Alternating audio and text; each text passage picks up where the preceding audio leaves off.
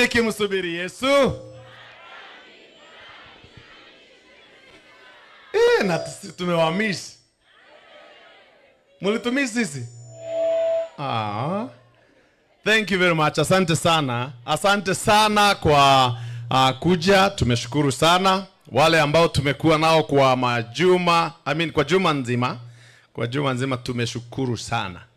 Hata wale mmekuja kutusindikisha leo. Tumefurahi mmekuja. Tuliwajali kwa sababu tuliongeza viti, maana tulijua mtakuja tu. We knew these people. Tulijua mtakuja. Na kwa hivyo tukawatayarisha viti na tukajua mtaleta moto. Na kumbe hatukuwa wrong. Bwana aweze kuwabariki sana. Asanteni sana. Nashukuru sana. Nilete salamu kama kawaida za kanisa la kwangu, kanisa la Temple of Praise SDA Church, na nyumba yangu na wazazi wangu na wote wanajua niko hapa. Wameniambia nikija hapa au siku ya leo nikija niwaletee salamu. Mumezipokea? Kwetu tunapokea hivi, tunapokea mara moja. Mumezipokea? Good. Nashukuru sana. Wale hawanijui, mimi ninaitwa Munene Mwangi. Munene Mwangi, mama yangu anaitwa Irene Wangari, baba yangu anaitwa Mwangi Munene. Hao ni wazazi wangu wa Kenya. Lakini Mungu akanibariki nina wazazi wangu hapa. Tena hapa Mlimani. Walinizaa wakiwa Arusha. Lakini walihama tu miaka kadhaa 2-3 wamekuja wanaishi hapa kwenu, hapa tu. Na nilienda kuwatembelea Friday na nikahoji, nikasikia wanatafuta kanisa. Nikamwambia kanisa ya kuingia ni kanisa la Mwamba. Huyo mama yangu ametumikia serikali ya Jamhuri ya Tanzania. Na ni mama ninaringia sana. Ndiyo hiyo ninataka kusema habari zake. Ninaringa kwa sababu ya mama. Mama sasa alikuwa hakimu kule Arusha, magistrate. Lakini tena nikitaja hiyo unaharibu. Hiyo unajua kuna watu wanafungwa bure tu. Mtu wacha ninasema hakimu na unaharibu baba. You know what that means? Hawa watu wanafunga watu. Akinu anasema nimekufunga miaka 10. Imeisha. Hiyo imeenda. Miaka 10 utana wewe vile ninakuangalia, endelea tu, acha niseme tu. Mama nimesema ni nani? Ni hakimu mstaafu. Na baba pia alikuwa ni mwanajeshi.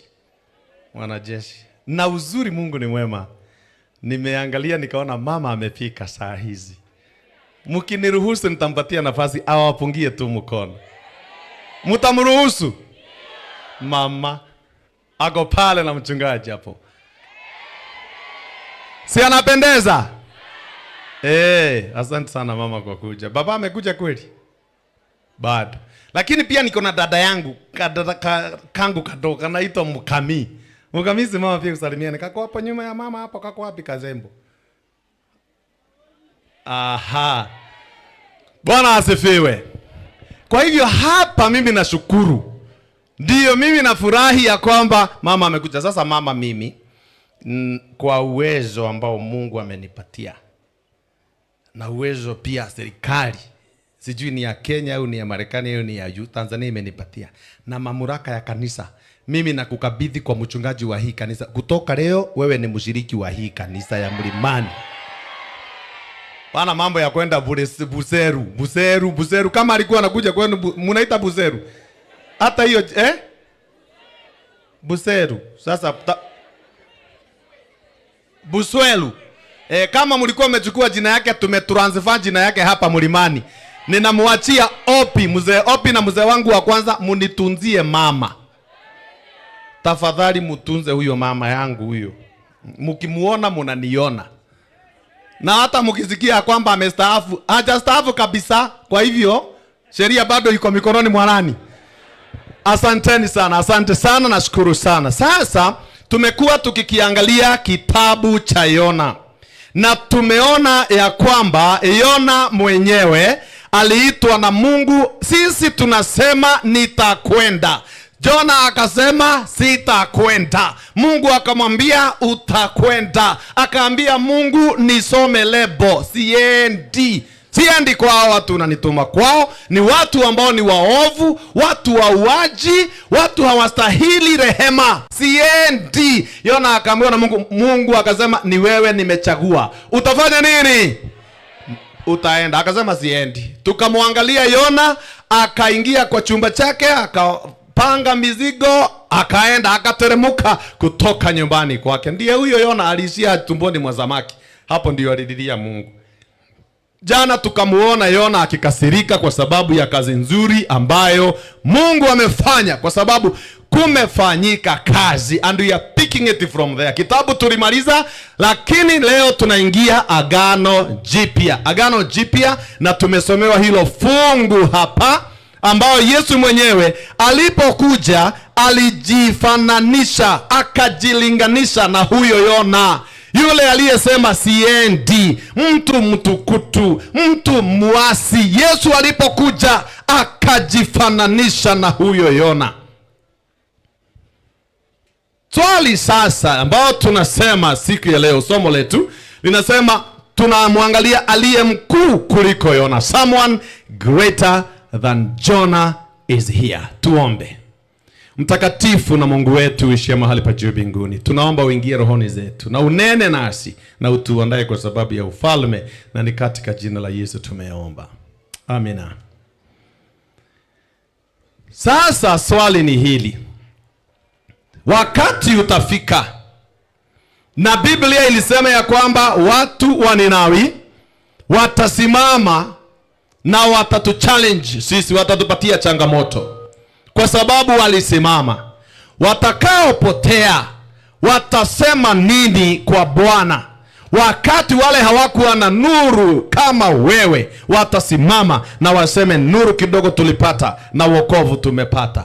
Biblia inasema ya kwamba hawa watu wa Ninawi. Hebu tusomee katika kitabu cha Mathayo 12. Naomba tusome Mathayo 12 fungu la 41. Mathayo 12 fungu la 41. Anasema nini? Watu wa Ninawi watasimama siku ya hukumu pamoja na watu wa kizazi hiki, nao wa Ninawi watawahukumu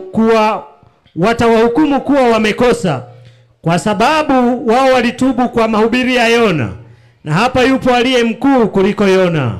Kwa sababu wao walitubu kwa mahubiri ya Yona, na aliye mkuu kuliko Yona yuko hapa. Unajua kuna wakati Biblia inanena, wakati Yesu aliongea maneno makubwa. There are sometimes the word of God, the Bible narrates words ambazo Yesu alizungumuza, na inafika wakati Yesu naye mwenyewe anatuelekeza maneno ambayo ni kali zaidi, na kati ya hayo maneno ni neno hili ambalo tumesikia hapa. Wakati Yesu anasimama na anawazungumzia viongozi wa dini, anawazungumzia watu wa kanisa, Mafarisayo ambao walimuona Yesu akiwaponya wagonjwa, watu waliomuona Yesu akikemea pepo, watu waliomuona Yesu akitenda miujiza, watu wakiona Yesu akifanya mambo hakuna nabii alikuwa amefanya. Walikuwa na Yesu, wakamuona Yesu, lakini wakakosa kumwamini. Watu wameishi na Yesu, watu wamemuona Yesu, watu wameona miujiza, lakini bado hawajamwamini. Ndio wanasema jambo hili. Soma fungu la 38. Anasema nini? 38. Sikia Mathayo 12 fungu la 38. Hapo baadhi ya waandishi na Mafarisayo wakamjibu. Hapo waandishi na Mafarisayo wanamjibu wakasema nini? Wakasema, Mwalimu, twataka kuona ishara kwako. Sikia, twataka kuona ishara kwako. How strange. Yani mumeishi na Yesu na munamwambia munataka kuona ishara. Ishara? Muone ishara gani? Ni nini hii munataka kuona ambalo hamujaona? Ni miujiza, mumeona miujiza. Ni watu wakilishwa, mumeona watu wakipewa chakula maelfu na maelfu. Ni nini mnataka kuona? What other evidence are you seeking for? Yesu amekuja, mumemuona, ameponya wagonjwa, hata wafu amefufua, na bado mnaitisha. Mnataka kuona? Unajua kuna watu ambao hawaridhiki. Hawaridhiki hata ufanye nini, hawaridhiki. Tapata mtu na mume wake wameishi miaka 10, lakini bwana bado hajaamini mke anampenda. Mpaka anamwambia, na unanipendanga kweli mama Pendo? No, unanipenda kweli? Si mama Pendo nilikwambia. Sasa unaona hata matendo yako unafanyia. Si nionyesha upendo sasa basi. Sasa mbona unasema sikupendi? Lakini niambie ukweli. Niambie kutoka kwa roho yako. Na mumekaa miaka 15 na bado unauliza unanipenda kweli? Watu ambao hawaridhiki. Kasichana kamepata kijana, kanataka kuolewa, wanapanga harusi, lakini kijana kanaambia msichana, sasa nitakuwa namna gani? Nitakuwa namna gani? Au unataka mimi niwe kama Yakobo? Unataka nisijui ninabeba nani? Sasa mbona unafanya nini? Sasa mbona unajifanya mtoto? Si tulimarime shamba, nitajuaje kama hili shamba ni langu? Ninataka kulima. Hapana, siwezi. Baba ndiye aliye na ufunguo na utakabidhiwa ufunguo tukienda pale kanisani. Anasema hapana. Mimi ni sahi. Msichana kijana yako akianza hiyo maneno, kimbia. Kuna watu hawaridhiki. Hata ufanye nini, hawataridhika. Na hawa watu walikuwako wakati wa Yesu. Yesu amefanya maajabu, alafu anasema tuonyeshe ishara. Show us. Tuonyeshe ishara tujue ni wewe. Tuonyeshe. Show us the sign. Yesu akawaangalia akasema, lakini si viwete wametembea mkiona? Si vipofu wameona mkiangalia? Visiwi si wamefanya nini? Wamesikia mkiona. Na bubu wameongea mkiona. Hiyo haijawabadilisha. Hakuna kitu mumeguswa. Unajua mbaraka, hiyo ni Kiswahili sawa? Mibaraka ni mingi, moja ni ngapi? Hiyo ni sawa, mbaraka. The greatest miracle sio kuona vipofu wanaona. The greatest miracle ni kufungua roho zile zimefungwa. Roho ikifunga, wacha niwaambie, roho ikifunga, hata upendo ukipoa, when love grows cold. Mume wako upendo ukipoa, hata ufanye nini, hata upike samaki uchanganye na kuku, hata ridhika. Hata upike ng'ombe achanganye na mbuzi, hata ridhika. Haridhiki, lazima ataona makosa. Umepanga tu ukasahau na toothpick. Toothpick mnaita nini kwa Kiswahili? Sticky. Kini wa Tanzania mnatudanganya. Hiyo ni Kizungu bana. Ati sticky ya TV. Sticky ya meno, sawa? Yaani umeweka kila kitu kwa meza na lakini wewe mwanamke namna gani? Wapi sticky? Wapi kijiti ya meno? Wewe toothpick. Yaani baba, toothpick yake si ukule. Kwani unaanza? Hapana, mimi nataka kuanza na toothpick. Sasa nani anaanza na toothpick? Yaani kuna watu hata ufanye nini, hata umupangie nguo, hata haridhiki kabisa. Sumbua, watu sumbua. Unapata mama ameamuka mapema asubuhi Sabato kwa sababu wanaenda makambi mlimani. Ameamuka mapema saa 10. Ametayarisha uji, amechemsha maziwa, ametengeneza soya na chocolate. Alafu ametengeneza, maana unasema mimi napendanga kula, tuliambiwa katika afya tukule vizuri. Amekupikia ugali na ameweka samaki na mrenda hapo kando na mutindi. Amepanga meza. Alafu amechukua suti yako amekutayarishia. Shati sawa na tai na soksi na nguo za mbali ameweka hapo. Kila kitu na kiatu. We kazi yako ni kuulizia ukiwa kwa kitanda, hayo maji yako tayari? Yaani saa 12:30 ndio unauza, mama, maji yako tayari ya kuogea? Akamwambia hapo tayari mume wangu. Unaamuka, unaenda unasawa, unapiga sawa, unavaa, kila kitu iko hapo. Kila kitu. Kwa kuja mezani unakaa. Unakula uko sawa. Unaangalia saa. Mama sasa ni saa 3 kasorobo. Na nilisikia makambi wanafika hapo mapema. Saa 2 hivi na nusu. Sasa inaonekana tumechelewa. Kama unaweza harakisha mama, tutaweza at least tuwai pale saa 3. Najaribu ako na vijitoto 6. Katoto ka Jumapili, Jumatatu, Jumanne tumepanga laini hapo tuote hapa mpaka Ijumaa. Mama ndiye anaharakisha haka amekatayarisha kitambo ambafikia ile ya Ijumaa, ka Jumapili kamejitavua tayari na hawajatoka. Na wewe mzee ulitoka umeenda kwa gari. Gari unagurumiza gari na nitawaacha nitawaacha. Mimi sitaki kupigana mchungaji. Mchungaji alihubiri akasema lazima tuwahi kanisa siku ya Sabato mapema. Nitawaacha. Hii tu vijitoto tulitoka wapi? Hii tu vijitoto hapa. Si ni toto yako.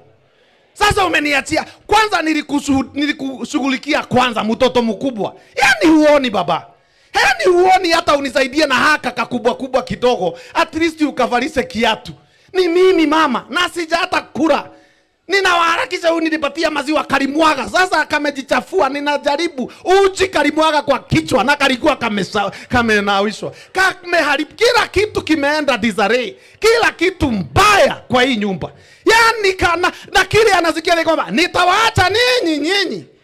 Na hivi unaona hiyo sio tabia ya mbinguni. Mtabaki hapa. Wewe ndio utabaki. Wewe ndio utabaki hapa duniani. Wacha kutisha mama ukimwambia. Hivi vijitoto walitoa wapi? Kama hukuja kumsumbua na vijitoto si alikuwa sawa. Si umsaidie. Hata yeye afurahie Sabato. Mama anaanza Sabato akiwa amenuna. Alafu anaingia kwa gari amechoka, hata hakula anaingia nacho kwa gari. Na mimi sipendi mtu anakulia kwa hii gari.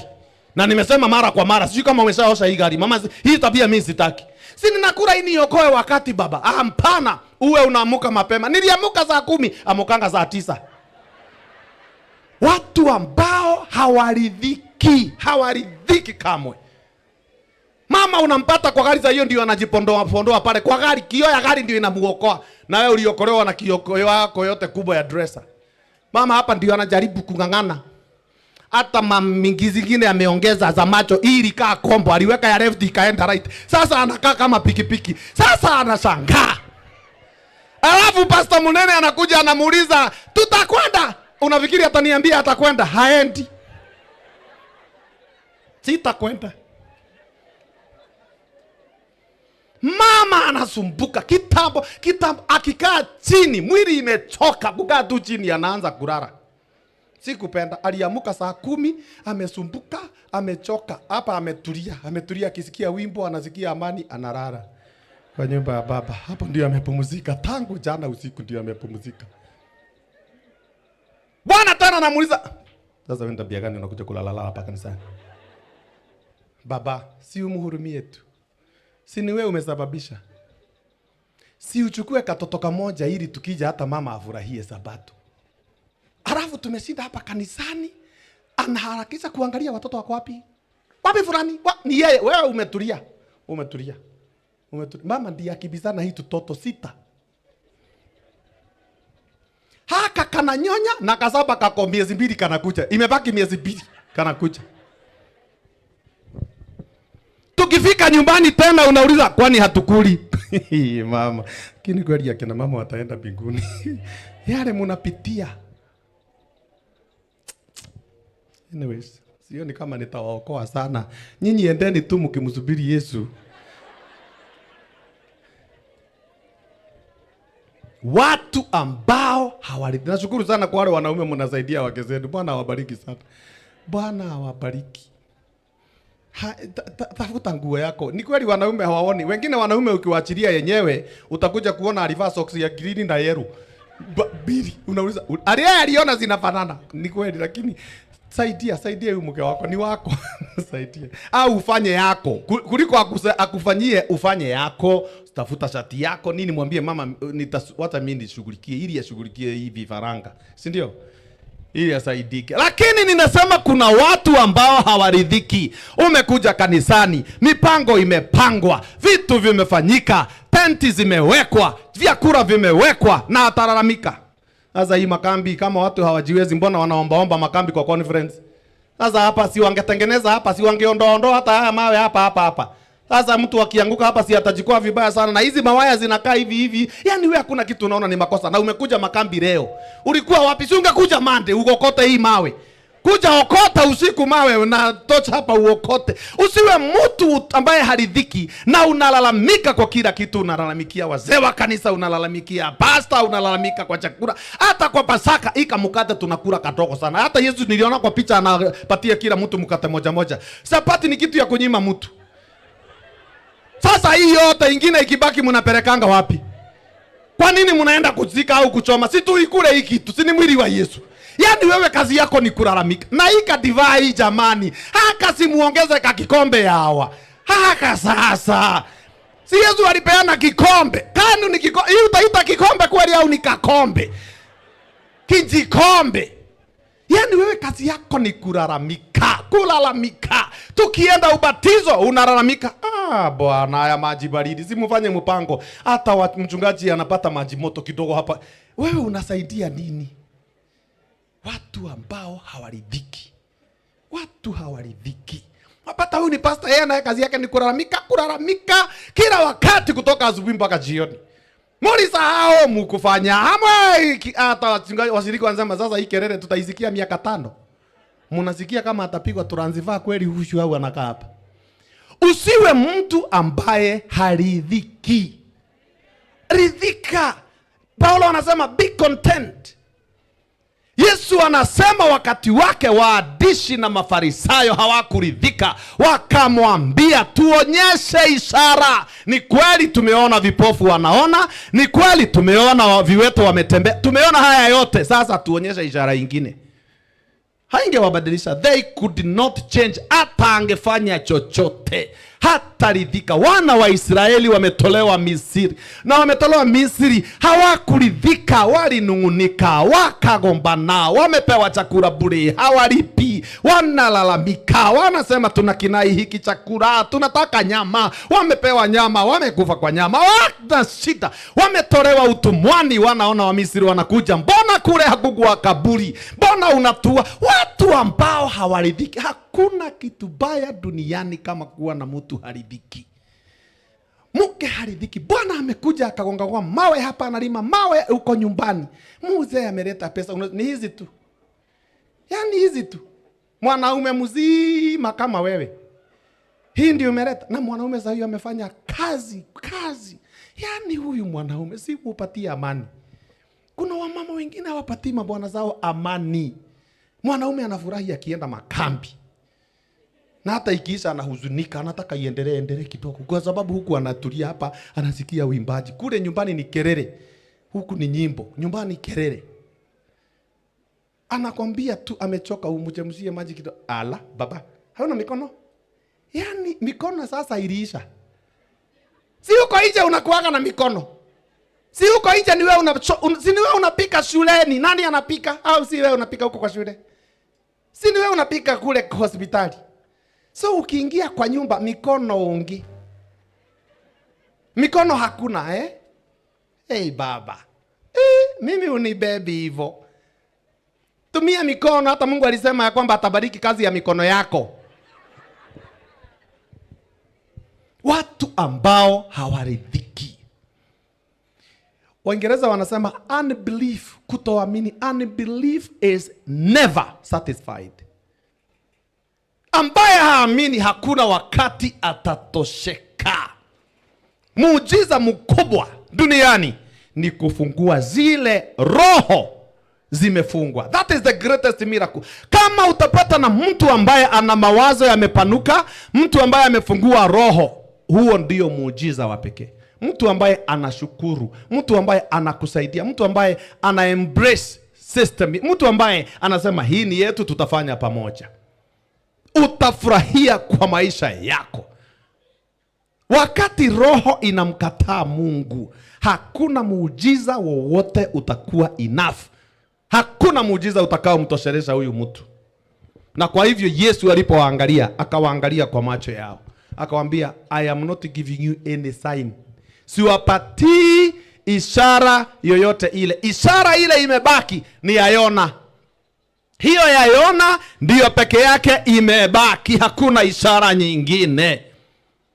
Hakuna kuponya kwengine ili muridhike.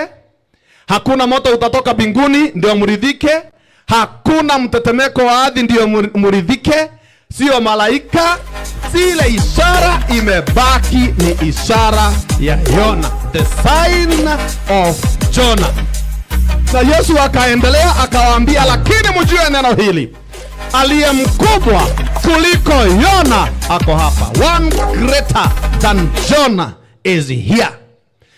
Ishara ni ya Yona, lakini yule mko naye hapa ni mkuu kuliko Yona. Na ni vizuri kanisa tujiulize swali hili. Huyu mkuu kuliko Yona ni nani? Who is this greater than Yona? And more importantly, kama Ninawi iliongoka, kama Ninawi walihuishwa kwa sababu ya mahubiri ya Yona, sisi tutatoa vijisababu gani ya kwamba tumemkataa Yesu? Ni vijisababu gani tutatoa kwa vile tumemkataa Yesu? If Ninawi waliokolewa kwa sababu ya Yona, na wewe utapeana sababu gani? Ni kweli Yona alikimbia wito wa Mungu. Jonah ran from God's will. Yona alikimbia. Mungu alimuita, Mungu akamwambia mapenzi yake, lakini akakimbia. Yona alikimbia. Lakini tunashukuru kwa sababu aliye mkuu kuliko Yona aliutimiza wito wa Mungu, ndiye Yesu Kristo. Hadithi ya Yona ukiisoma inaanza na Yona katika sura ya 1 akiamuka na kukimbia. He arose but he went not to Nineveh, lakini akaenda Tarshish. Mungu alimwambia, amka enenda Ninawi. Na Yona akasikia wito, lakini akakataa, akakimbia na akasema, ninamkimbia huyu Mungu. Mungu alisema enda mashariki, naye Yona akaenda magharibi. Mungu alisema nenda kahubiri, naye Yona akakimbia, akakataa kuhubiri. Akaenda Yopa, akaenda kwa merikebu, akarushwa baharini, akamezwa na samaki, akalala usingizi. Yani everything was a mess. Amekimbia, ameteremuka, amelala, amemezwa ndani ya samaki. Na ni yeye kujiletea kwa sababu alikataa kusikia wito wa Mungu. Kwa nini? Kwa sababu dhambi haikupeleki juu. Dhambi inakuteremusha. Dhambi inakupigisha hatua hiyo ingo chini. Dhambi inaendelea kukuweka chini. Dhambi inakuua ile the efforts, bidii ulio nayo ya Mungu. Dhambi inaimaliza. Na unakuwa hoi kwa sababu ya dhambi. Yona alikimbia. Yona alienda. Yona aliteremuka. Karibu afe huyu mwanaume kama si Mungu aliingilia kati. Mungu akamwambia Yesu, nenda. Biblia inasema kwa maana jinsi hii Mungu aliupenda ulimwengu akamtoa mwanawe wa pekee ambaye ni Yesu. Na Yesu akasema ya kwamba nilikubali kuja, nikajitoa, na akasema hakuna anayeweza kuchukua maisha yangu, uhai wangu, kama sio mimi nitakayeutoa. Na akasema katika Wahibrania 10, nilikuja ndio nifanye wito wa Mungu. I came to do the will of my God. Nilikuja nitimize mapenzi yake. Yona anakimbia, lakini aliye mkuu kuliko Yona, yeye mwenyewe anatimiza mapenzi ya Mungu. Yona alipohubiri, alienda akajitenga na wenye dhambi ndio waweze kuangamizwa. Yesu wakati amehubiri akaunganikana na wenye dhambi ndio aweze kuwaokoa. Bwana asifiwe.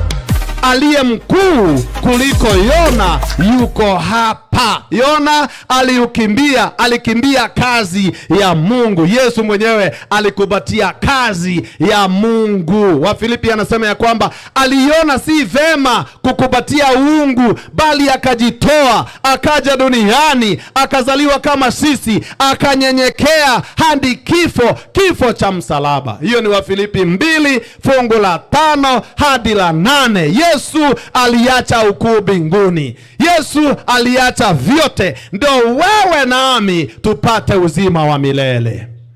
Bwana asifiwe. Mmoja alitembea mbali na msalaba, lakini mwingine alitembea karibu na msalaba na akatundikwa kwa msalaba. Yesu akasema, one greater than Jonah. Huyu hakimbii akuache wewe mwenye dhambi, lakini anakukimbilia wewe mwenye dhambi. Kulingana na Luka 15 fungu la 20, anasema yule baba alipomuona yule mwanawe akamkimbilia. When the father sees you as a sinner, he runs toward you.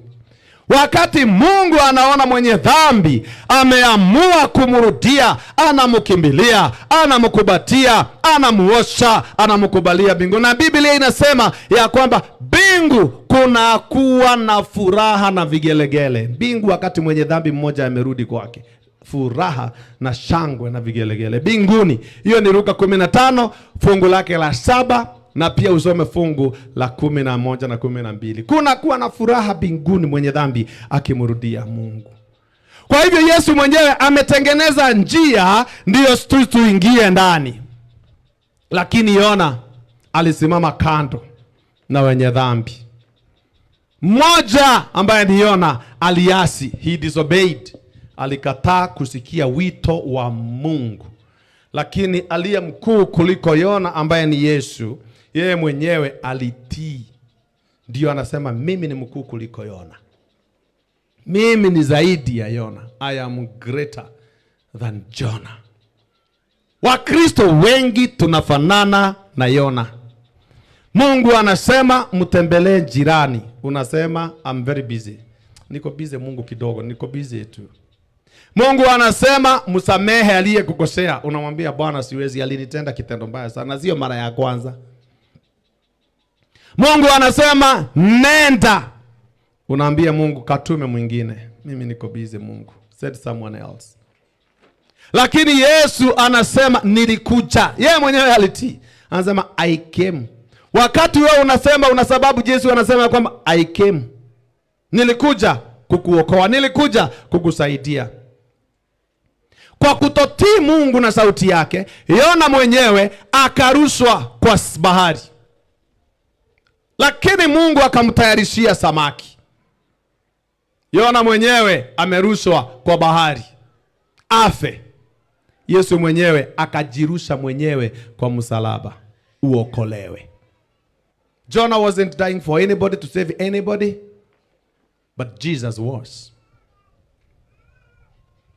Wakati Yona alitupwa kwa bahari, dhoruba ilitulia. When Jonah was thrown into the Mediterranean Sea, the storm stopped. Ilitulia. Na mabaharia wakaokolewa. Kwa nini? One man gone down. Mmoja ameenda chini, kumetulia, na kuna watu wameokolewa, na wengi wakaishi. Naye Yesu mwenyewe akatoka mbinguni, yeye mwenyewe akaingia katika kifo. He embraced death. Na dhoruba ya dunia ya dhambi ikatulia milele. Kwa nini? Kwa sababu Yesu mwenyewe amekubali kufa, na ndiyo sababu tutaingia mbinguni. Bwana awabariki sana. Hizo dhoruba, hiyo misukosuko inayokutesa, inayokuangamiza, inayokumeza, Yesu anasema ya kwamba nitaituliza yote ukinikubalia niingie rohoni mwako. Ile ambayo ilikuwa ni adhabu yako ungepewa, Yesu mwenyewe akaichukua. That punishment himself was punished ili wewe uishi. Misumari ambayo wewe ungepigiliwa, msalaba ambao wewe ungeangikwa kwao, Yesu akachukua. Hata taji ya miiba, he died, he took my place. Yona mwenyewe ako, lakini hakufanya kama huyu aliye mkuu kuliko yeye. Yeye mwenyewe amechukua. Viboko angechapwa tukapewa. Shida tungepata akapewa. Taabu yote ambayo ilikuwa ni yetu akasema nipatie. Let me take the bullet. Let me take the bullet. Wacha mimi niteseke. Wacha mimi niteseke. Tumekaa hapa kwa sababu kuna mmoja alijitolea kuteseka. Tumekaa hapa kwa sababu kuna mmoja alijitolea afe. Kuna mmoja ambaye alipanda ule mlima sisi tungalipanda mlima wa Kalvari. Akapanda msalaba ambao mimi ningeubeba mimi mwenyewe kwa sababu dhambi ni za kwangu. Akabeba. Kule kuachwa, ningeachwa, yeye mwenyewe akakubali kuachwa ndio wewe upatikane. Yesu ananing'inia kwa msalaba ule, wewe mwenyewe ungening'inia. Na hiyo ndio inamfanya Yesu kuwa mkuu kuliko Yona. One that is greater than Jonah. Yona aliporushwa katika samaki, tumboni mwa samaki, alikaa hapo siku ngapi? Alikaa kwa tumbo ya samaki siku ngapi? Na usiku ngapi? Days and nights. Ndio Biblia inasema 3, si ndio? Yeah. Unajua nikisoma kisa cha Yona ninajiuliza, alipoenda nyumbani aliambia mke wake ungekuwa mke wa Jonah. Wewe uko hapa, naomba unisaidie. Ungekuwa if Jonah was your husband. Alafu ameenda. Alafu simu imezima tu mara moja. Anakuambia nimeingia kwa merikebu, tumeanza safari. Alafu unaandika message haiendi mahali. Ukipiga simu inakwambia samahani, mteja wa nambari unayepiga hapatikani kwa sasa. Tutamjulisha ulipiga. Unapigia mzee wa kanisa, opi, Yona mumeongea na yo? Hata mimi ninashangaa kwa sababu tumeongea tu na mchungaji saa hizi, tulikuwa tunamuuliza patikani. Yona anaonekana kwa simu yake aliingia baharini. Lakini alisema ilijulikana anaenda Ninawi. Sasa inaelekea Tarishishi. Na haongei. Alafu baada ya siku 3 mzee arudi nyumbani na kale kanguo na kamechapa vizuri. Amerudi akwambie my dear, hapa sijui sasa mimi do you know, unajua umezasikia mtu amemezwa na samaki wewe? Umezasikia mtu amemezwa na samaki? Ndio huyu unaangalia hapa tu. Mimi unaona huyu alimezwa na samaki. Mimi nilimezwa. Nikaenda, nimekuwa na ni mwezi mzima, is a whole month. Unajua Yona alikaa nje na tena siku zingine 10 kwa sababu alianza kuhubiri. Hata ni zaidi kwa sababu kutoka nyumbani kwa samaki hizo ni siku 3 mpaka Ninawi. Ameanza kuhubiri hiyo siku. Au labda alipumzika siku ya Sunday, maana makambi inaanza hiyo jioni, kwa hivyo akapumzika. Hiyo ni siku 4, akaanza kuhubiri kesho. Na amemwambia ni 40 days, amehubiri zile siku alihubiri, alafu akaenda akakaa pale aongoje waangamizo. Kwa hivyo lazima angengoje ya 40. Ongeza ile 7, hiyo ni 47, anangoja hawaangamii. Kwa hivyo kesho Mungu amekuja kumuuliza nini nakukasirisha. Sasa hii kitu ni kitu ya kukasirika. Hata nataka kufa. Kwa hivyo waliendeshana na Mungu kiasi tuwapatie kama siku 2. Maana Mungu alirudi tena kumuuliza makasiriko ilikwisha, hayataisha niue. So tukapatie huyu Jonah tumpatie kama siku 50 ile alikuwa nje, maana pia kuna siku za kurudi nyumbani. Siku za kurudi nyumbani. Hiyo ni miezi karibu miezi 2. Mume wako hajulikani yako wapi. Serikali inatafuta yeye hajulikani. Alafu aje akwambie nilimezwa na samaki. Si utamwambia tafuta mwingine ya kutakanya? Yona, yani ulipokaa uongo, utu ndio uongo uliona utani. My wife, nakwambia ukweli, nilimezangu hata kwanza sijui nini nilimeza. Si umeniambia ni samaki. Nimekumbuka siku iona. Lakini kama nilisikia hivyo maneno, ni mimi hata ni Mungu. Jonah, ni nani amemezwa na samaki akaishi? Sasa ni kwa nini baba unanidanganya? Si useme ulikuwa wapi? Kwa nini usiniambia ulipata mtu hapo mpango ya kando? Alafu unakuja kuniambia sasa ulifanya nini? Nilienda alafu nilipotapikwa nikahubiri. Ulihubiri na hauna nguo. Zini hii. Huku change? Ulihubiri na moja peke yake? Acha uongo wako hapo unaenda. Tafuta ingine ya wengine wakuta. Yaani utaamini wewe umekaa hapa? Wewe unachekelea mke ya Yona, wewe utaamini? Wewe mume wako hata akikosa masaa mawili si utaniambia ulikuwa wapi hizo mawili tu. Aende mwezi. Lakini hata Mungu kuna wakati anaweka mtu katika hatari. Sababu hiyo yote ni Mungu. Mungu hakuambia mke, alichukua tu Yona akaenda. Yona utadili na mke wako. Vile nimekuwa na ngumu ya kudili na wewe itakuwa hivyo hivyo. Yona alikaa katika samaki siku 3 usiku 3. Kumbe hata Yesu mwenyewe atakaa katika dunia siku 3 na nusu. Hebu soma ile Biblia usome fungu la 40. Kitabu ni Mathayo 12. Soma fungu lile la 40. Anasema nini? Matthew 12 verse 40. Anasema nini? Kwani kama vile Yona alivyokuwa siku 3 mchana na usiku. Kwani kama vile Yona alivyokaa siku 3 mchana na usiku katika tumbo la nyangumi. Ndivyo nini? Hivyo ndivyo mwana wa Adamu atakavyokuwa siku 3 mchana na usiku. Haya. Katika moyo wa nchi. Katika moyo wa nchi. Sasa niambieni.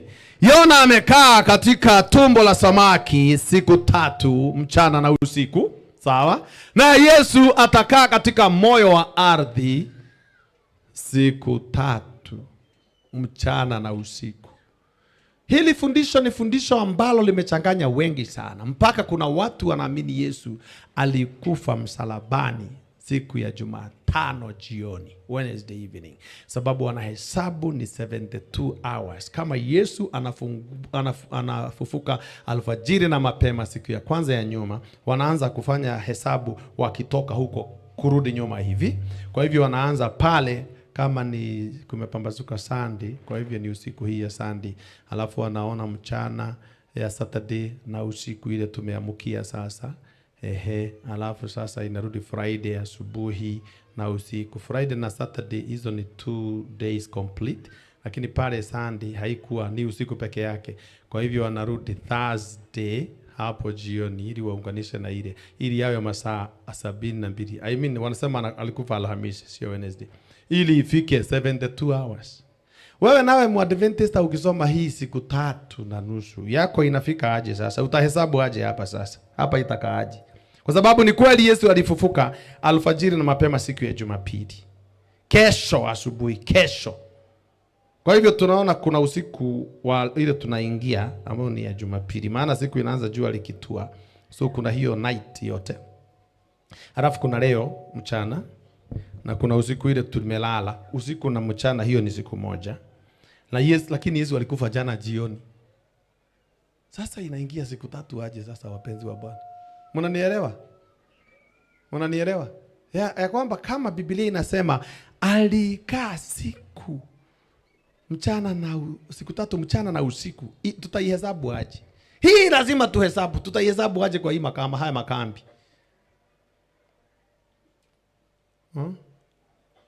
Tukiangalia kifo cha Yesu kimefanyika Friday, amekamatwa saa 3. Yeye alianza kusumbuka Thursday usiku, kumepambazuka Friday amepelekwa kwa Herode asubuhi, ndiye huyo ameshikwa na Pilato pale saa 3. Alafu wamempeleka Golgotha hapo saa 3, wamemwangika kwa msalaba saa 3. Hiyo ni Marko 15.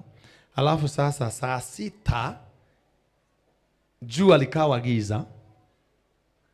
Alafu masaa 3 hours mpaka saa 9.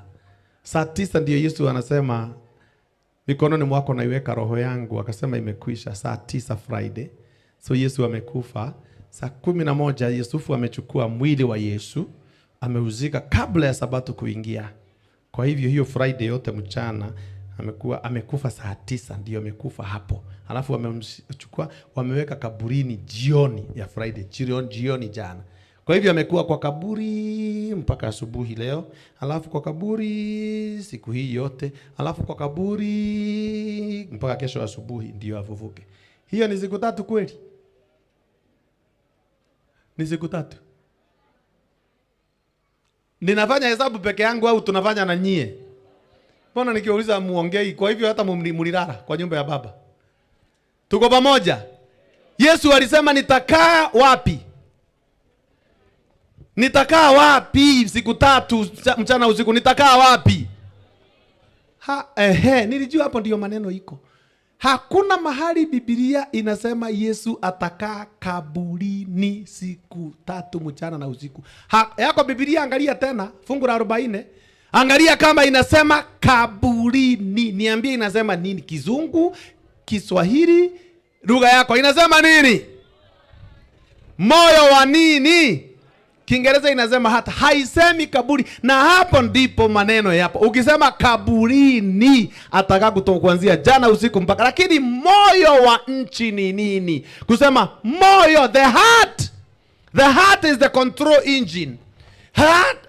Moyo. Hata Mungu akiumba viungo vyote aliumba, moyo umekuwa very protected. Kuna cage. Cage hii unaona hii inazuia moyo. Moyo is very important. Kwa hivyo moyo wa nchi ni nini? Moyo wa nchi ni ukuu wa nchi, ni uongozi wa nchi, ni wenye nchi. Kwa hivyo ni kuonyesha kwamba sasa Yesu hana nguvu zake tena, hana haki yake tena, si huru, amekamatwa. Sasa ako mikononi. Ukikamatwa na polisi wanakwambia sasa twende, utazamea mbele. Hauwezi ukasema siendi, nitaenda kwangu. Hivi uendi kwako. Ukiona imeingia unaenda kwingine. Sasa uko chini ya mwingine. Yesu amewekwa ako chini ya mwingine. Basi angalia ni saa ngapi aliwekwa hiyo. Wakati Thursday, turudi Thursday jioni, ndio alikuwa na wanafunzi wake katika chumba kikuu, chumba cha juu. Na hiyo ni Yohana 13, wakati anapata Pasaka, wakati anatawadha wanafunzi miguu wakiongea. That is the very last event Yesu alifanya akiwa na uhuru. Pale anawapatia mkate, anawaambia mimi Bwana, mimi mwalimu, yale nimefanya. Hapo ndio Yesu anasema the last thing that Jesus did on his own powers ni Pasaka. Pasaka. Kwa sababu alipokuwa amemalizana na Pasaka na amekaa, akamwangalia Yuda. Yuda anapanga mipango. Na Yesu akamwambia Yuda, kile unataka kufanya fanya upesi. Yuda akaondoka. Usiku wa Thursday. Alikuwa amepanga na watu wa dini, wameenda wamepangana, akapewa vipande 30 vya fedha, akamuuza Yesu. Huo usiku wa Thursday ndio kupambazuke Friday. Wale watu wakaja na moto, wamekuja wakiongozwa na Yuda. Na Yuda alikuwa amemwambia nitakaye mbusu ndiye huyo. Kwa hivyo wakafika na Yuda huo usiku wakashika Yesu. Aliposhikwa hiyo usiku, basi kuna pambazuko, wakamtengenezea taji ya miimba. Ndio huyu sasa Yesu ameshikwa Friday yote, wamemsumbua, ameangikwa msalabani, ameingizwa kwa kaburi. Ndiye huyo usiku wote, ndiye huyo asubuhi Sabato, ndiye huyo tena usiku wa Sunday, ndiye huyo boom mpaka Sunday asubuhi. Kwa hivyo tuangalie siku ile Yesu ako si huru mwenyewe. Leo, usiku ya leo na mchana ya leo. Tunaangalia sasa sawa. Kwa hivyo usiku ya leo na mchana hiyo iko sawa. Tena usiku mwingine wa pili ni ule unaingia sasa baada ya Sabato, huu usiku mwingine. Hiyo ni usiku ngapi sasa? 2. Na Sunday asubuhi. Guza Sunday asubuhi. Kwa hivyo kuna mchana ya leo na Sunday asubuhi. Hiyo ni siku 2, usiku 2. Sawa sawa. Alafu kuna Friday. Kuna Friday mchana. Kwa hivyo hiyo ni siku 3. Friday mchana, Saturday mchana na Sunday mchana. Days. Na kuna usiku huu ameshikwa. Usiku ambao ni wa Friday. Wakati Yuda aliposhika yeye. Huo usiku kukipambazuka Friday usiku mchana. Saturday usiku mchana. Na Sunday usiku mchana. Najua unajiuliza swali, pastor, sasa Sunday si alikuza tu masaa machache ndio wafufuke? Ndio. Niwaulize, nikija hapa, tuseme wewe ni mgeni, unakuja hapa na umeingia leo saa 11:30 jioni, saa 11:30. Alafu ulale na ushinde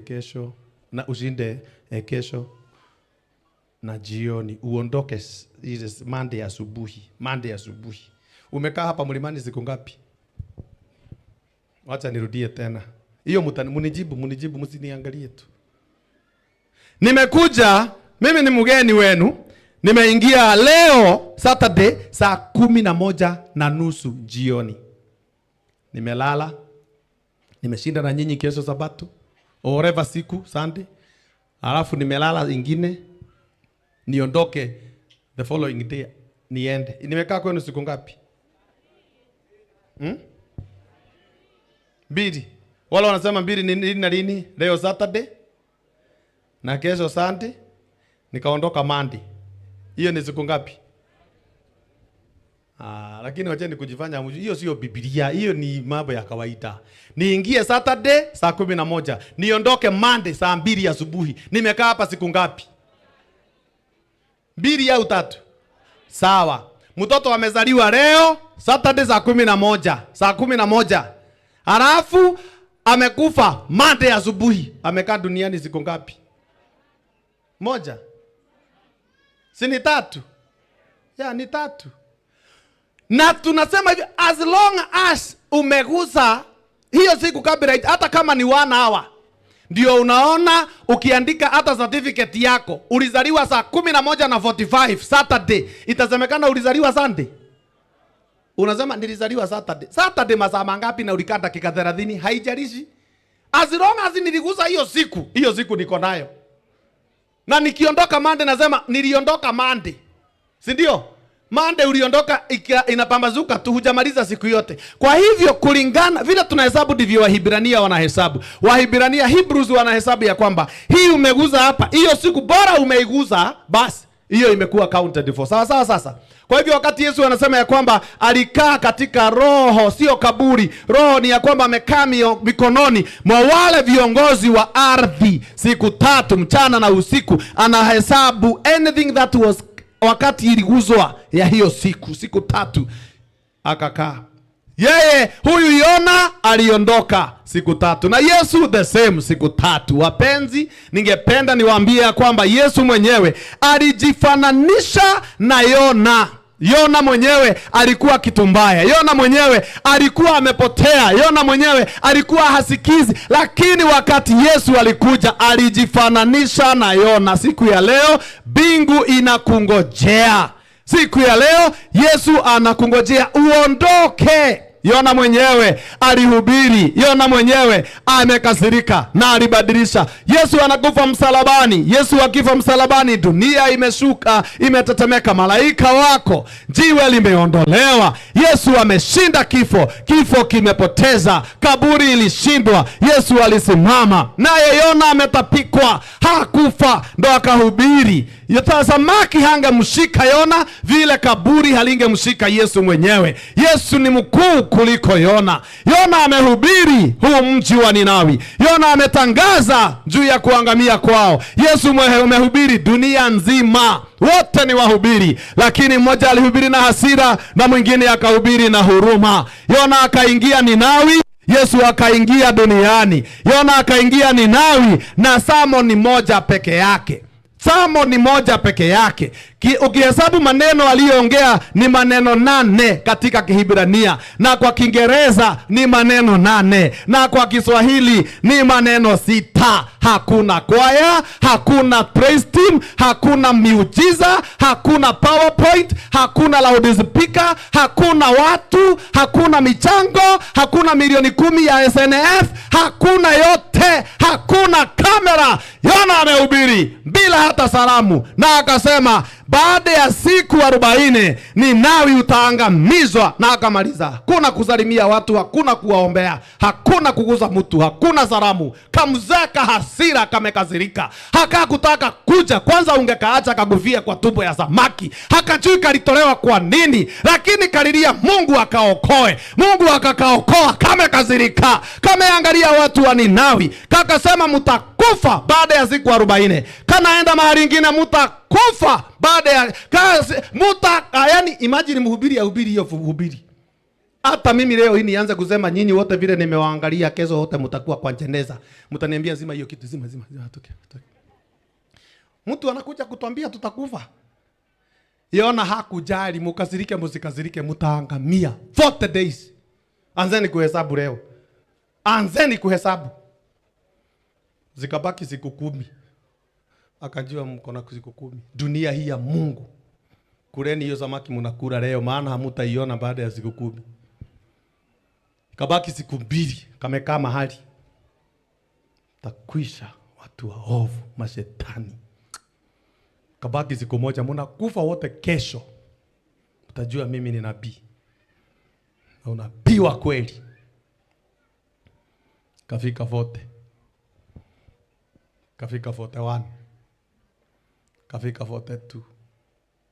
Kuna mtu aliangamia. Kakauliza Mungu, ulisahau? Ulienda safari ama namna gani? Kwani tulikubaliana aje? Wapi moto? Yona, hiyo kwanza ilikasirisha Yona zaidi. Afadhali ili alikuwa na ubiri na hasira. Yaani hii ilikasirisha yeye. Hata mimi namhurumia. Unajua ukihubiri na ujasiri waseme halafu isipafanyike, unajua aibu. Aibu. Great disappointment. Kumbe wakati Yona anasema mtakufa, maneno imeendea hata mfalme na kila mtu, halafu akafunga. Mfalme akamunga kutoka kwa kiti chake cha enzi, kofia chini ambayo ni taji, nguo zake chini. Akasema kila mtu, nimesikia habari zake, kila mtu gunia. Na tuombe na tufunge. Watu alitangaza gunia time in Ninawi. Ungekutana na wanaume hakuna masuti, ungepata suti ndio ungeshanga watu wanakuvua hiyo suti, vaa gunia.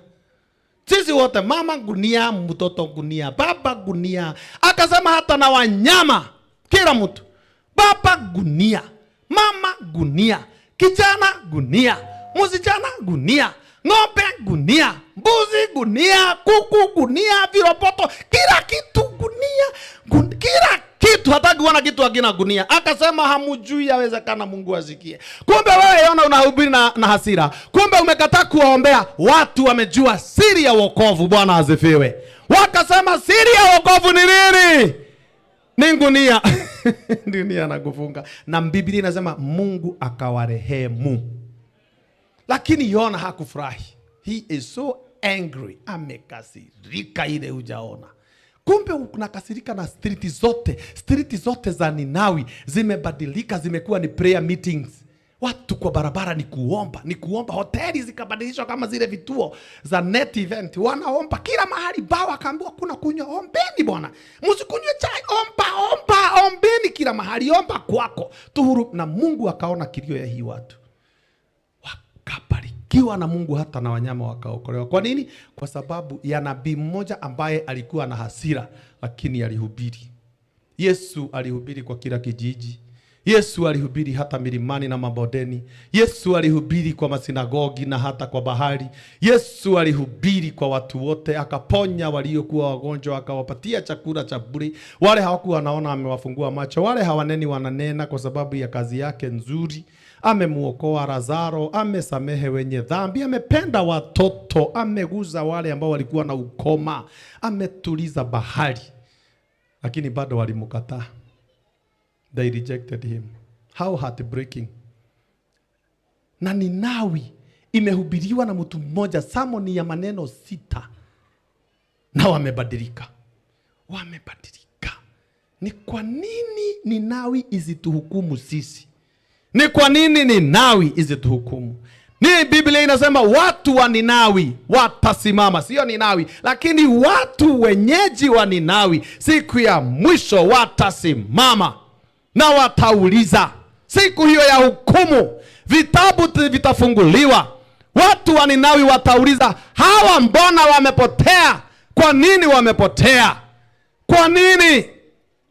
Wataangalia wale walikataa kwenda wakimsubiri Yesu, wakuulize kwa nini? Wataangalia wale walimkataa Yesu, waulize kwa nini ulimkataa huyu Yesu? Sisi tulikuwa na nabii mmoja, ninyi mlikuwa na mwana wa Mungu, kwa nini mumepotea?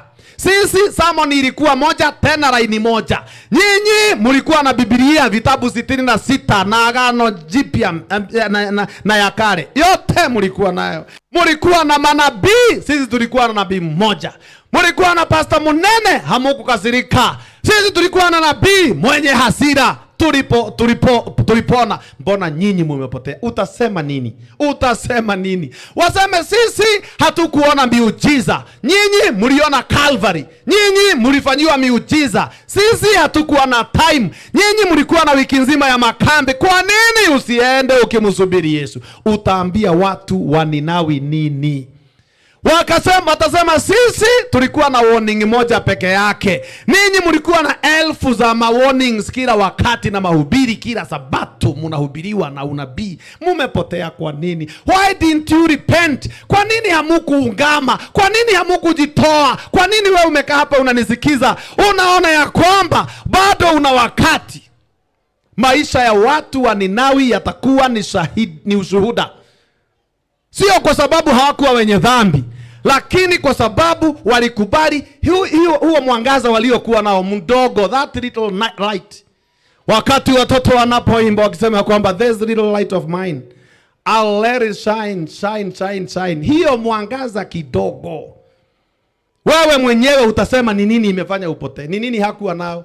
What didn't you have? Ni nini ambao sikuwa nao mpaka nikapotea? Ulikuwa na the greater light ambaye ni Yesu. You had that greater light. In fact, you had a greater person than Jonah. Ulikuwa na responsibility kubwa sana. Umepewa mengi na utaulizwa. Watu wa Ninawi walikuwa na kidogo. Wewe hakuna kitu hauna. Uko na hema, umewekewa viti, chakula tele, nyimbo nyingi, mahubiri mengi, mafundisho hata ya vile utakula. Watu wa Ninawi, Jonah alikuwa na hiyo wakati. Na wewe unasalimiwa kila wakati na unaacha kanisa ati hukusalimiwa. Hukusalimiwa. Ati umewacha hiyo kanisa, unaona kuna watu wanasalimiwa na wengine hawasalimiwi, nilienda mimi kusalimiwa. Unaacha kanisa.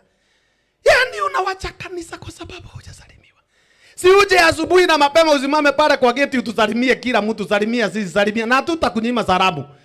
Kuliko kwenda ukiongea ati usalimiwi. Si usimame pale barabarani usalimie sisi. Hata hapa tukimaliza kuja ukutusalimia mali tuko. Tutasalimika. Salimia. Wacha hasira, makasiriko ambao haisaidii. Ati umekuja watu wamepewa chakula, mimi sikupata chakula. Mimi hata sielewi hiyo makambi. Hayo makambi sielewi. Watu wanapewa chakula, sio wote. Wachani kusema ati kulikuwa na chakula, mhubiri alisema kuna chakula. Bwana mimi sikupata chakula. Ni wapi tulikwambia tukikuita makambi tutakupatia chakula? Ni wapi? Ni nani mlikubaliana na yeye kwamba ukija utapewa chakula? Where? Ati unakuja kanisani kila Sabato upewe chakula unalamika. Si ulikula nyumbani? Si chakula unakula ni watu wameleta ya kwao. Wao wameleta, unataka wakaribishe. Si hata wewe ukuje na ya kwako utuunganishe. Sasa mbona unatukasirikia? Na Sunday ulikula, Monday ulikula, Tuesday ulikula, Wednesday ulikula, Thursday ulikula, Friday ulikula, hata leo asubuhi ulikula. Si ungebeba kingine uje tu hata ndizi moja ya hawa. Sasa wewe makasiriko ni ya nini? Unatukasirikia ni Si ufanye ati hiyo kanisa watu wote wamenuna. Mtu anakuangalia ako serious. Si utupatie smile hata wewe. Si uko nayo yako. Si wewe ushare smile yako na tutarespond. Ni nini makasiriko ya nini? Watu Mungu amebariki. Nilikwambia jana unapata kasichana kamebarikiwa, mama amebarikiwa, nywele safi tu. Nywele tu. Mweka nywele mzuri tu. Unasema maringo. Ni nini nyingine yako nayo? Si ni nywele tu. Sasa si ni ya kwake. Sasa si ni yake. Si wewe pia uko na yako. Yaani unaona watu mtu anapiga suti, kupiga suti. Huyu hakuna kitu kingine anafikirianga tu ni masuti. Si ni yake. Si wewe ulikubali, uliamua kuvaa t-shirt. Sisi tunakuuliza. Hata ukienda mguu tupu hatukuulize miguu ni yako. Kanyaga. Ni kwa nini unakasirikia watu? Wakati Mungu amekupatia kazi, hautaki kufanya, lakini unafanya za wenyewe. Si uachane na yetu, ufanye yako. Ndio uingie mbinguni. Mnanielewa wapenzi wa Bwana? Kila Mungu amekupatia. Kila mtu wako hapa kuna kitu yako Mungu amekupatia. Kifanyize kazi. Watu watu wa Ninawi watakaposimama utasema nini? Watu wa Ninawi watakwambia ulikuwa na injili, sisi hatukuwa na injili. Ulikuwa na unabii, hatukuwa na unabii. Ulikuwa na kitabu cha Danieli, hatukusomewa na Danieli. Ulikuwa na kitabu cha Ufunuo, Yona hakuwa na wakati. Yona hakuwa na wakati wa kusalimia watu na kupembeleza. Hana wakati wa kuambia simameni tuombe. Hana wakati wa kuita mwito. Ni wapi ulisikia Yona aliambia watu John, wale mnataka kumkubali Yesu, John, wale mnataka kubatizwa, John, ni wapi? John, wale mnafikiria mara mbili, John, ni wapi? John hana hiyo wakati. Kwanza hata hataki ukubali. Hataki hata ubatizwe. Hataki. Anataka ukae hivyo umekaa. Yona. Guess what? Hawa watu wote ambao hawakuitwa, hawa watu ambao hawakusalimiwa, wao waliitika. See the difference? Wale hawakuitwa waliitikia wito. Wale wanaoitwa wanakataa wito. Watu wa Ninawi watasimama wakuulize, ulikataa kwa nini? Ulikataa kwa nini? Wahubiri 5 wanahubiri kwa makambi. Mpaka kiongozi wa wachungaji ameletwa kwenu na haigusi. Hata unaramika mahubiri inaendelea sana. Hii pastor anahubiri mpaka saa ngapi? Mlisikia anahubiri mpaka hiyo ndio unasumbuka. Na simalizi hiki tusimalizi, mujipange tunamaliza kama saa 10:30 hivi. Kama watu wa Yona walibadilika siku ya leo ndio Bwana asifiwe sana. Bwana asifiwe sana. Sisi tuna unabii, tuna mahubiri, tuna vyombo, wale hakuna. Anasema baada ya siku 40 mtaangamizwa. Sisi tuna msalaba, hawakuwa na msalaba. Tuna ufufuo wa Yesu, hawakuwa na ufufuo wa Yesu. Tunajua Yesu anarudi mara ya pili, hawakuambiwa hiyo na Yona. Hawakusikia mahali popote. Nothing. Tunajua Yesu anarudi, hawakujua kuna Yesu na hata hawajui kama anarudi. Na walikubali. Tutapeana sababu gani? What excuse will we give? Yona amekaa kwa mti. Yona akapenda mti. Unaita nini mtango? Mtango. Imagine Yona hiyo ndio alipenda. Katika kila kitu ya Ninawi alipenda mtango. Akachukia watu. Akapenda hii. Hii iliumwa na mdudu, akakasirika. Ati imeumwa mmea. Hiyo ndio Jona anataka hii. Mungu umenikatia hii kweli? Kwa nini? Si uwe hawa watu wote uache hii. Yani that is Jonah's thinking. Alipenda hii, akachukia hii. Yesu akaja kutoka mbinguni, akapenda hii, akachukia hii. Tuseme nini kwa Yesu? Yona alipenda mmea, akachukia watu. Yesu alipenda watu, akapanda juu ya mti, hakujali msalaba ili tuokolewe. That is why he is greater than Jonah. Yona mwenyewe Mungu akamwambia mti si yako, hakuna kitu chako, na unakasirika. Na Mungu akauliza Yona swali hili ili tumalize. Fungu la 11 ya sura ya 4 ya kitabu cha Yona. Sasa tumalize hapo. Yona 4 fungu la 11 akauliza swali. Mungu akaulizaje? Yona ni 4 fungu la 11 anasema hivi: na mimi je, haikunipasa kuhurumia Ninawi? Kama unahurumia wewe mti, kama mti ndio ya maana, mimi niliona Ninawi ndio ninaihurumia. Mji ule mkubwa. Ni sawa. Yesu mwenyewe hakulilia mti, alililia Yerusalemu. Neno linasema alipoukaribia mji akauhurumia na akaulilia akisema, laiti ungelijua Yesu ana haja nawe. Yesu analilia wewe.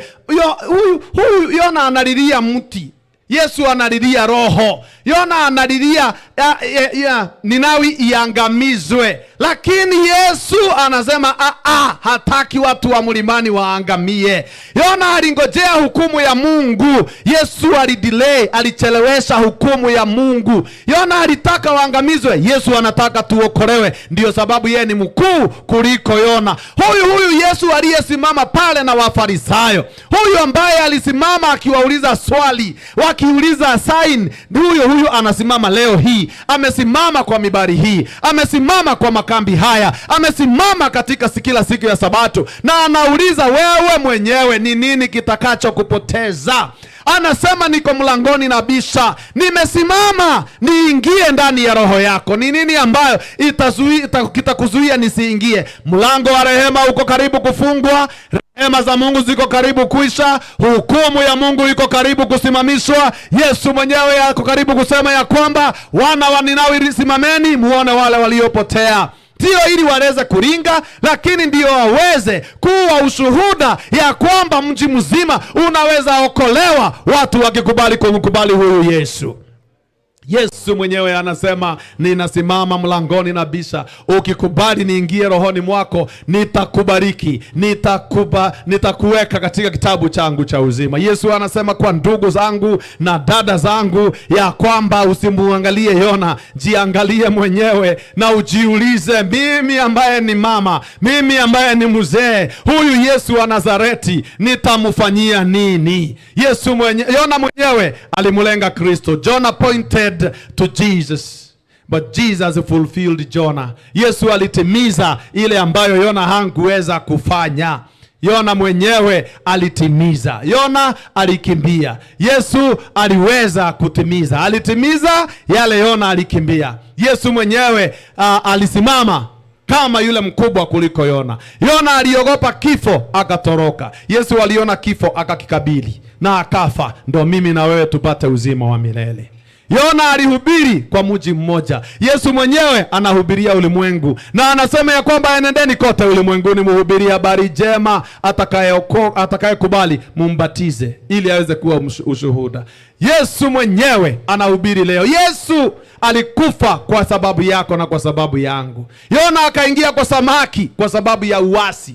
Yesu akafa kwa sababu ya uasi wetu, si kwa sababu ya uasi wake. Na leo hii Yesu ametandaza mikono yake ambayo iliwekwa misumari, akiuliza ni nani atakaye kuja kwangu ambaye amechoka na nitampumzisha? Ni nani aliye hapa katika makao haya ambaye amejiangalia maisha yake akagundua ya kwamba kweli mimi nimeenda mbali na upendo wa Bwana, lakini nafaa niweze kufanya kinyume na Yona? Kwa nini nipotee wakati Mungu ananiambia njoo mwanangu, njoo.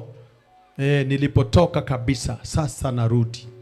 Niseme narudi nyumbani, narudi daima kwako nitakaa. Nimesusurika sana, nimetembea duniani, shida Bwana nimezipata, narudi nyumbani. Kama yule mwana mpotevu, usisubiri siku ya hukumu, wakati ndo huu. Ninawi walisimama, hata sisi tunaweza simama. Kama wale wanamwangaza kidogo walisimama, kwa nini mimi nisisimame? Leo mkuu kuliko Yona ako hapa kwa makambi. Anasema ako hapa kwa makambi. Kwa nini wewe kama unasumbuka kwa maisha useme na mimi najitolea, hata mimi nitasimama? I will stand. Singojei mhubiri aniite, nitasimama. Kwa sababu ninamwamini aliye mkuu kuliko Yona. Kwa sababu upendo wake ni mkuu kuliko wa Yona. Kwa sababu kafara yake ni kuu kuliko ya Yona. Kwa sababu ni mkuu kwa kufufuka. Huruma zake ni kuu kuliko za Yona. Nguvu zake za kuokoa ni kuu kuliko za Yona. Huyu Yesu anaita. Jesus is calling. Yesu akuita leo. Kama unasikia we mwenyewe ni kweli mimi nimeguzwa moyoni mwako, usingoje nikuite. Tembea mbele. Sijui unabeba mzigo gani na sijui uko vipi. Yawezekana uko hapa haujamkubali Yesu Kristo kuwa Bwana na Mwokozi wa maisha yako. Yaweza kuwa uko hapa haujabatizwa, wakati ni wako, njoo. Kama uko hapa na umesikia mahubiri haya na umeamua kufuata, njoo. Kama uko hapa na una changamoto za maisha ambao unaambia Yesu, usipobadilisha hizi hakuna mtu atabadilisha, njoo. Kama unaamini, Yesu anakuita. Njoo uweke mizigo yako miguuni mwa Yesu. Njoo uweke uchovu wako miguuni mwa Yesu. Njoo uweke matatizo yako miguuni mwa Yesu. Yawezekana roho yako imejaa hasira. Yawezekana roho yako ungependa kusamehe, hausamehei. lakini leo unaambia Yesu, nipe msamaha Yesu. I ask you to give me that forgiveness. Kama uko hapa, njoo, kwa sababu tuko karibu kuomba. Sababu zako zote hazitasimama mbele ya kiti cha enzi. Kama ungetaka kuleta sababu zako kwa Yesu, zilete. Kama una dhambi, zilete tu. Wewe unajijua, si ati haujijui. Njoo kwa Yesu, bado huruma zake zinaita. Njoo. Njoo. Yesu anaita. Aliye mkuu kuliko Jona anaita. Mfalme wa wafalme anakuita. Bwana wa mabwana anakuita. Njoo. Siku hiyo utaulizwa ni kwa nini haukuweza kusimama. Na siku hiyo swali litakaloulizwa, hautaulizwa kama ulimjua Yona. Utaulizwa ulimjua Yesu. Ulipomjua ulifanya nini na Yesu? Na ni nini unangojea kama unamjua huyu Yesu? Kama ulijua aliyekuwa mkuu kuliko Yona, kwa nini hauko mkubali? Wale mko hapo, songeni karibu, kwa sababu kuna watu wako nyuma yenu. Narudi nyumbani. Narudi nyumbani. Narudi nyumbani. Narudi nyumbani.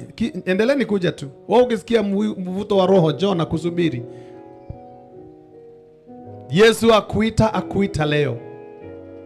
Njoo. Njoo tu. Chukua muda wako.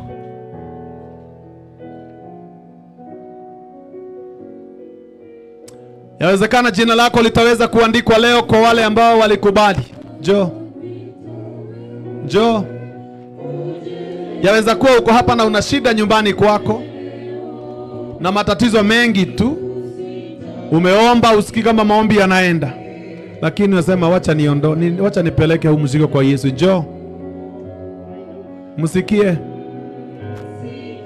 Yaweza kuwa uko hapa hujabatizwa, mbona huji? Njoo tu.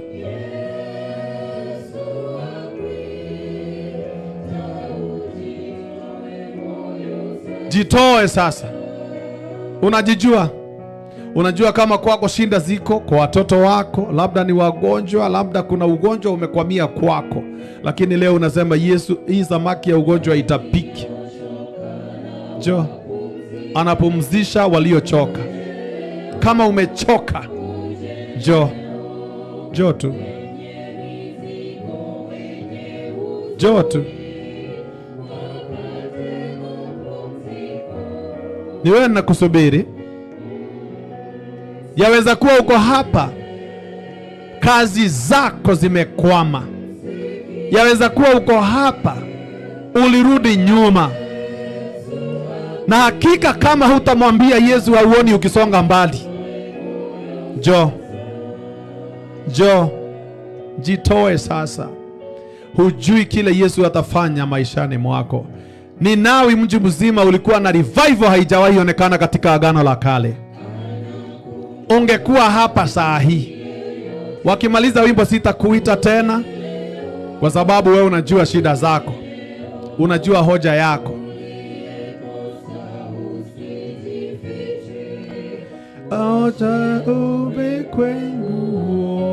Njoo tu, njoo tu, usiogope. Yaweza kuwa bwana yako hajamkubali Yesu Kristo kama Bwana na Mwokozi wa maisha yake, lakini unataka ujitoe kwa niaba yake. Unakuja si kwa sababu yako, lakini kwa sababu ya Bwana wako. Njoo. Yaweza kuwa mke wako haendi kanisa au watoto wako, lakini unasema Yesu, mimi ninatembea pale mbele kwa niaba yao. Natembea mbele kwa niaba ya wazazi wangu. Natembea mbele kwa sababu ya rafiki yangu. Sitaki apotee Bwana. Naenda kusimama kama vile Yesu ulisimama kwa niaba yetu. Na mimi nasimama kwa niaba ya rafiki yangu. Njoo. Njoo. Njoo tu mama. Msikie. Msikie Yesu, Yesu akwita uji. njoo tu. Nani amebaki? Wimbo ukisha sitakuita tena, kwa sababu wewe ni uamuzi wako. Njoo wanapoendelea, lakini tutafunga tu. Katika maisha yako ya kutoa zaka na sadaka, yaweza kuwa ya kwamba ulikwama, umelegea, lakini leo unaambia Yesu, Yesu, mimi nataka maisha mapya.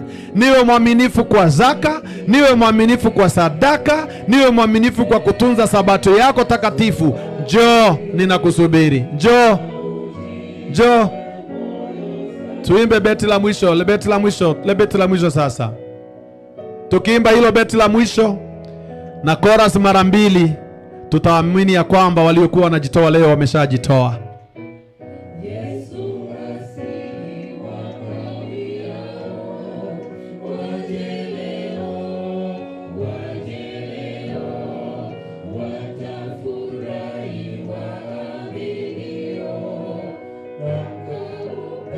Wacha kumwangalia rafiki yako. Mzigo ni wako peke yako.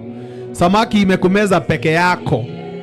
Peke yako ndio tunasema nitakwenda. Wale mmebaki, kama unasikia wito huwa nitakwenda haujauitikia, mwaka huu haujamkaribisha mtu yeyote kwa Yesu, lakini unasema Yesu nisaidie, nikitoka kwa makambi haya niwe chombo chako cha kazi, nifanye kazi ya kuwaita wengi katika zizi lako. Bwana, sina nguvu, Bwana sina uwezo, Bwana sina maarifa, sijafanya, lakini nikitoka hapa nifanye mimi chombo chako mkononi mwako, na unipe nguvu zako. Kama hiyo ndiyo ombi lako, tafadhali njoo nikuombe, njoo ili ufanye kazi hiyo ya Bwana. Njoo, usifanye moyo wako kuwa mgumu. Njoo na usiangalie wengine. Njoo.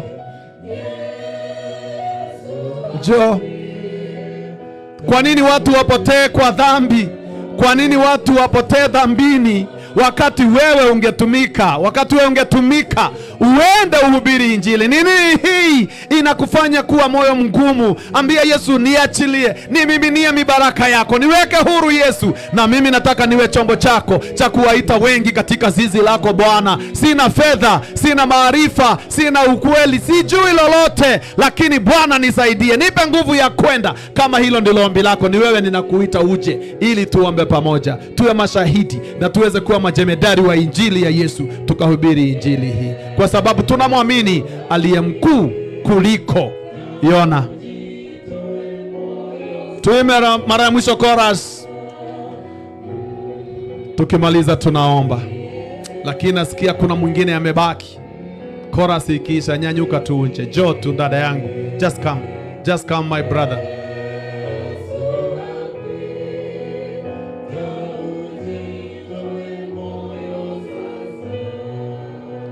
Mtakatifu na Mungu wetu uishie mahali pa juu mbinguni na rohoni zetu, umetuita katika zizi lako, umetuzungumzia Bwana, umetuelezea wewe ni mkuu kuliko Yona.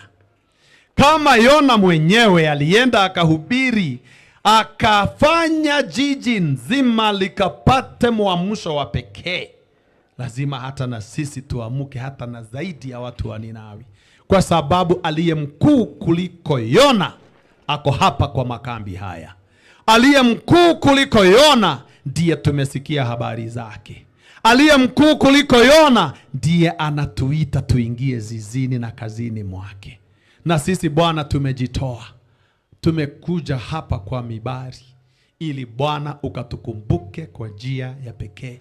Muone huyu mama, tazame huyu mzee, huyu kijana, huyu msichana. Angalia Bwana, tumesimama mbele ya uso wako. Tumesimama hapa kwa madhabahu, tukiomba utusamehe dhambi na makosa yetu, tukiomba nguvu zako Bwana, tukiomba uwepo wako katika maisha yetu, tukiomba uongozi wako tunaposafiri, na tukikuuliza Bwana utubadilishe na utuamshe na utupatie matengenezo yale yanatoka kwako. Tukitoka kwa haya makambi tuwe watu waliobadilika, watu walioongoka, watu tofauti, walio tayari kuifanya kazi ya Bwana, na zaidi ya kuita wengi katika ufalme kwa matendo na kwa maneno. Wabariki. Wengine wamekuja hapa kwa sababu wameugua, kwa muda, wengine hawasikii vizuri, nimewaleta mikononi mwako Bwana.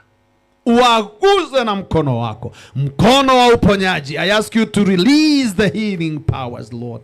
Na kuuliza uachilie nguvu za uponyaji kwao. Na kuuliza Bwana ukawaguze na mkono wako, kwa sababu ukiwaguza watapona, waponye na wameamini wamepona katika jina la Yesu. Wengine wamesimama hapa kwa sababu ya mtu, kwa niaba ya mtu fulani, mzazi, mke, mume, watoto, jirani, rafiki. Wamesimama kwa niaba yao kwa sababu hajisikii vizuri, kwa sababu hajakuamini, kwa sababu wamekwama katika maisha, kwa sababu wamemezwa na samaki ya ulimwengu. Wamesimama kwa niaba yao. Naomba Bwana ukawasikie na uwatende kulingana na haki ile wanaomba. Naomba ukajibu maombi yao. Najua wengine wamesimama hapa kwa sababu wameregea, wamerudi nyuma kwa zaka na sadaka na sabato yako kwa kuitunza na mengi tu. Wengine wako hapa ni hasira, hawajui wafanye nini, wamekasirikia wengine hawajasameheana, wanaona kweli wameenda mbali na uso wako, lakini leo wamesikia aliye mkuu kuliko Yona ako hapa, na ndio amesema waje ili Bwana uguze roho zao. Umimine nguvu zako kwa roho hizo zao. Mimina maji ya utulivu katika roho zao. Mimina msamaha utokao kwako kwa maisha yao. Wabariki wote. Bariki kanisa hili, kanisa la Mlimani, mchungaji, wazee, baraza, washirika, watoto. Kanisa hili Bwana ukalibariki, ukalibadilishe, na kila mmoja mwenye kanisa hili akaseme nitakwenda nikimsubiri Yesu. Na Bwana wakiwapo uwakumbuke ufalme wako.